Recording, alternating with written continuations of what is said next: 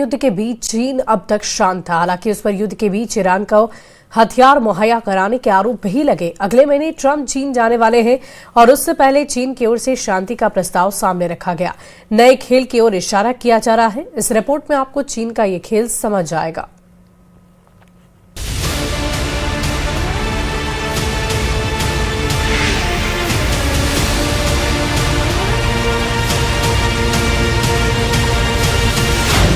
शांति की कोशिश में बीजिंग भी कूदा। बीजिंग से आया शी का नया इंतजाम। पाकिस्तान के बाद चीन भी जंग रुकवाने आया। पाकिस्तान में इस्लामाबाद टॉक्स फेल होने के बाद कूटनीतिक मोर्चे पर अलग अलग मुल्कों से नई पहल देखने को मिल रही है। तुर्की और फ्रांस के बाद अब बीजिंग में यूएई के क्राउन प्रिंस शेख खालिद बिन मोहम्मद बिन जायद अल नहयान के दौरे के बीच चीन के राष्ट्रपति शी जिनपिंग ने पश्चिम एशिया में स्थायी शांति के लिए फॉर्मूला पेश किया है। चीन का कहना है कि क्षेत्र में स्थायी शांति के लिए बातचीत, संतुलन और अंतर्राष्ट्रीय नियमों का सम्मान जरूरी है।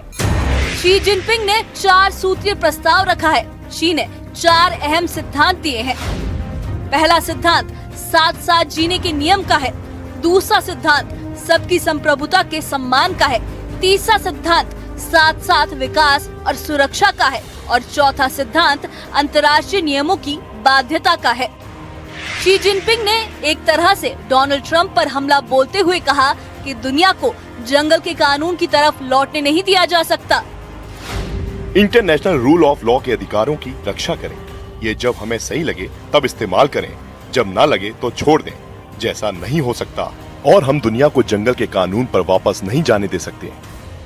पश्चिम एशिया में हालात बेहद संजीदा हैं, क्योंकि हॉर्मुज स्ट्रेट को ईरान हथियार की तरह इस्तेमाल कर रहा है और अमेरिका ने भी हॉर्मुज स्ट्रेट पर नाकेबंदी कर दी है।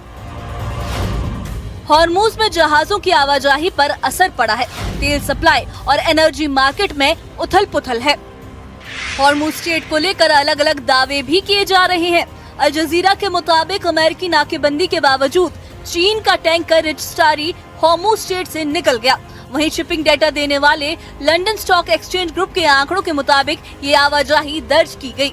अमेरिका कह रहा है कि चीन ईरान से तेल नहीं ले पाएगा। वहीं चीन ने अमेरिका को चेतावनी दी है कि वो ईरान के साथ तेल का व्यापार जारी रखेगा। वैसे बात हॉर्मुज को लेकर ही फंसी हुई है।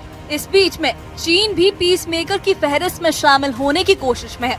हालांकि अमेरिका और ईरान की ओर से अगले दौर की बातचीत के संकेत तो मिल रहे हैं, लेकिन दोनों अपनी शर्तों पर अड़े हुए हैं।